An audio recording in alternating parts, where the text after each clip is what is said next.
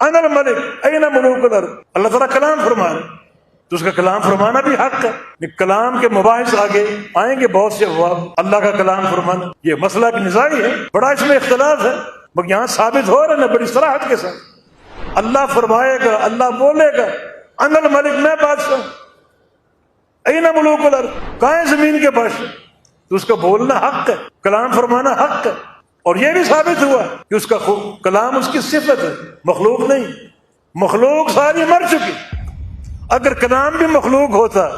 مر چکا ہوتا معدوم ہو چکا، مخلوق مر چکی ساری، اور اللہ الحی القیوم کلام فرما، تو بہت سے گمراہ فرقے اس کے کلام کو مخلوق کہتے ہیں، مخلوق مر چکی ساری، تو اس کا کلام باقی ہے نا، کلام مخلوق نہیں، اللہ کی صفت ہے اور اس کی صفات مخلوق نہیں، یہ ساری صفات حق ہے، ہمارا اس پر ایمان ہے، قبض اور طی، یمین، ید، کلام، کسی تعویل کے بغیر، کسی تشبیہ کے بغیر، کسی تعطیل یا تحریف کے بغیر، بحمد اللہ یہ نظریہ اہل سنہ اہل الحدیث جو اللہ کے پیغمبر نے صحابہ کو تعلیم کیا اور صحابہ نے آگے تابعین تک پہنچایا، اور جو ائمۃ الحدیث اور محدثین انہوں نے اس کو اختیار کیا، اور ان کی جہود اور محنت سے ان کی کتابوں کے ذریعے یہ باتیں ہم تک پہنچی، اور اللہ کی توفیق سے ہم اس کو سمجھ بھی رہے ہیں اور بیان بھی کر رہے ہیں۔